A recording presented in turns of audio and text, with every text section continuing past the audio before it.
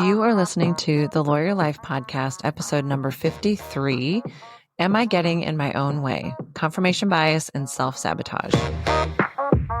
We often think of self-sabotage as some kind of big dramatic thing, like we quit a job out of nowhere without having anything lined up, or we blow up a relationship, or we ghost an opportunity. But usually our own self-sabotage is a lot sneakier than that. Welcome to the Lawyer Life Podcast. I am your host, Autumn Noble, the founder of the Lawyer Life Collective, life and career coaching for attorneys. As a practicing attorney and a coach, my practice and career have led me all over the map, from big firms to small firms, going in-house, teaching in law schools, and eventually founding my own firm and creating my own successful side gig. Now I teach all of my clients how to do the same thing. If you want to learn how to build your practice and your client base, establish some independence, find more time, get more done, or generally find more happiness and balance in your life or career, you are in the right spot. Hey everyone, welcome back to the Lawyer Life Podcast. This week, we are continuing our theme of the month where we are unpacking self-sabotage and confirmation bias. In this one, we are looking at listener questions related to these particular issues. This is an especially juicy question because these are two of the sneakiest mind traps that I've seen lawyers engage in when they're trying to create success. In order to create the careers that we actually want, we need to be able to understand our own self-sabotage patterns and how to recognize confirmation bias that's really getting in the way of making decisions that benefit us in the long run. This week, we had a listener write in and ask, how do I know when I'm making a smart, informed decision versus when I'm just sabotaging myself or letting fear run the show? Oof. Really good question. If you've ever wondered that, believe me, you are not alone. And today's episode is just for you. So let's get to unpacking this. First, we have to start with a simple understanding of confirmation bias, which we talked about in our prior episodes this month. So if you haven't listened to those, go ahead and skip back and check into those now to give you the foundation of what confirmation bias actually is. In simple terms, confirmation bias is when your brain looks for evidence that supports what you already believe and ignores all of the evidence to the contrary. For example, let's say you believe, I'm not really cut out to be a partner, or I'm not really partner material. Your brain is going to start scanning your day for moments that prove that belief. When someone doesn't reply to your email fast enough, or when you stumbled during a presentation, or you needed help from a colleague, your brain is going to point to all of that and say, look, that is proof that I don't belong and I'm not partner material. That is simply confirmation bias. Because during that exploration, your brain is going to ignore any glowing reviews that you've gotten from clients, any positive feedback that you maybe got from your colleagues, or how that same colleague came back to you later that day and asked you for support and help. Your brain filters out all of that data. Our lawyer brains that are trained to analyze risk, anticipate problems, and double check everything are especially susceptible to confirmation bias. We are essentially professional catastrophizers.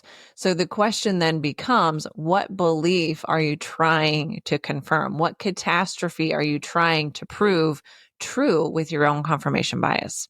Now let's add to the mix self-sabotage. We often think of self-sabotage as some kind of big dramatic thing, like we quit a job out of nowhere without having anything lined up, or we blow up a relationship, or we ghost an opportunity.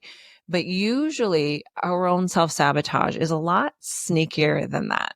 Self-sabotage may look more like procrastinating on something that really matters to you, never finishing your website update or profile update or updates to your resume and just continually putting it off, saying yes to everything that comes your way and then driving yourself right into burnout, or convincing yourself that you're just not ready every time a new opportunity presents itself. Sometimes what looks like being responsible or playing it safe is really just self-sabotage in a prettier outfit. So how can we tell the difference and make more informed decisions? So we engage a tool that I like to think of as kind of a lawyer litmus test. And this is a series of questions that I walk through with my clients that are struggling to get clear on their decisions. But I'm going to break it down really simply here into 3 quick questions. First, is this decision driven by values or by fear? So we have to really start challenging ourselves to unpack, why am I making this decision or considering this decision? Or why am I not doing the thing? And that's going to help us start to understand what is really driving it. Is it my values or is it fear? 2, what am I afraid might happen if I'm successful? On the flip side, what am I afraid might happen if I fail? Both of these questions are, again, going to kind of get at the meat of it. Are we being driven by fear or are we being driven by our values? Last, what would I tell my best friend if they were in the exact same situation? This allows us to sort of disconnect from the emotion of it and try and engage that prefrontal cortex and make a more rational decision. The last one is really that gold standard because we're usually kinder and gentler with the people around us and more honest with the people around us than we are with ourselves. And so if we can slip into that third person perspective, it might be easier to look at it and say, yeah, Autumn, like you're being afraid or you're acting out of fear or you're afraid that if it doesn't go well, then all these bad things will happen. I want to share a few examples with you of how I see this coming up in my coaching relationship. So one example relates to a client of mine that was wanting to move to an in-house position from a previously corporate legal practice. This particular client kept telling herself that she just didn't have enough experience. She just wasn't corporate enough. And so she was really convincing herself that there was no need to apply for the position because she didn't have the right skill sets. But when we started to dig into where this idea came from and why she was concluding that she wasn't corporate enough or didn't have the right experience, it all kind of related back to a conversation that she had had with a partner like 5 years ago, where they had said, like, you just don't understand business enough. And she had sort of internalized that and let it form a belief about who she was and what she was capable of. And because of that belief, her confirmation bias just kept ignoring everything in her experience 5 years later that really proved the opposite true. Over time, we were able to get her to believe in her ability and believe in her skill set, and she applied, and big surprise, she's doing really well working in-house. Here's another case study, and this one is more about self-sabotage. I had a client that kept kind of pushing back a deadline on a passion project. I think she was writing an article for a professional journal that related to her substantive area of law. And she was really excited about it. But for whatever reason, again and again, she just kept putting it off and putting it off and putting it off. And she'd give herself these deadlines and then she'd just blow through them and explain that she was just too busy to dedicate time and energy to this passion project. So when we started to explore it, and I asked her that second question, like, what happens if you succeed at this, but what happens if you fail at this? What we realized was that the fear of failure was so strong that it was driving her to avoid it. Her fear was really, if I finish this and it doesn't go well or it flops, what does that mean about me as a lawyer and a specialist in this particular area? And so she just kept it unfinished. And in that scenario, perfectionism was kind of her shield, but also her cage, right? Like she was using that perfectionism to try and protect herself. And in reality, that perfectionism was just keeping her stuck. And I think a lot of us can relate to that. When you're doing something scary, it's easy to explain to ourselves why we don't have time to do it or why we shouldn't do it. And oftentimes underneath that is simply fear of what happens or what will make it mean if it doesn't go well. And those are the critical projects and experiences that can really mold us into stronger, more resilient, and more confident women if we follow through, regardless of how it plays out. So here's a little homework for you, the listeners, this week. If you're curious to see whether or not self-sabotage or confirmation bias are holding you back, pick one belief that you have about yourself and your career. It could be something you're good at, something you're not good at, something that you could achieve or not achieve, and write it down.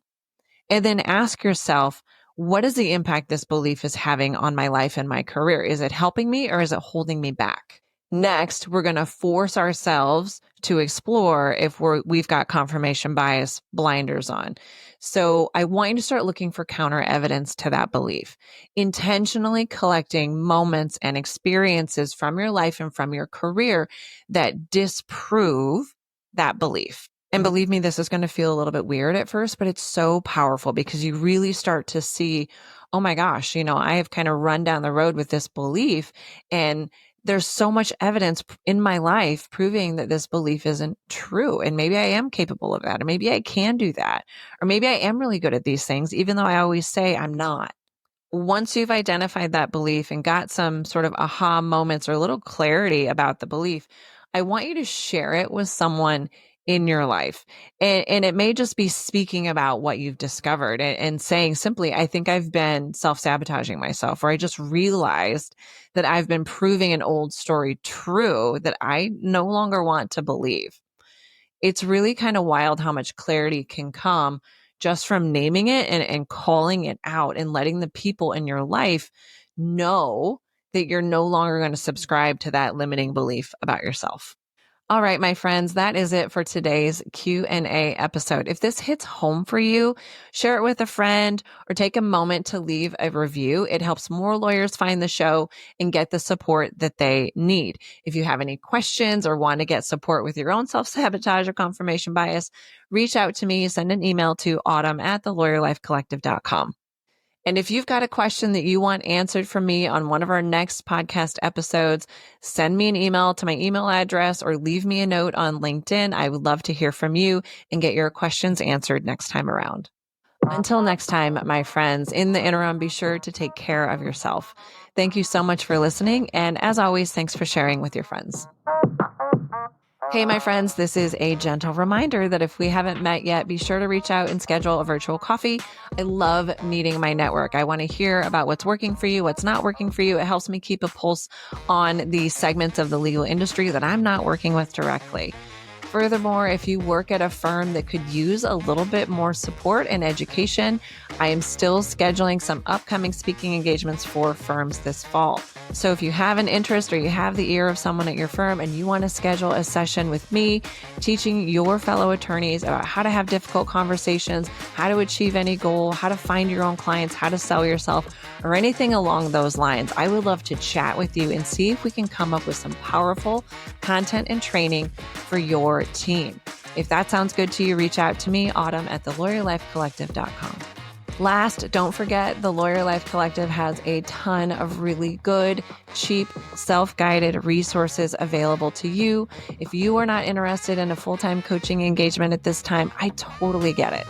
I have tons of really great free resources and downloads and self-guided programs available to you at a much more reduced price. It's an easy way to kind of dip your toe in the pond of coaching to get a better understanding of me and what I'm about and my coaching philosophies.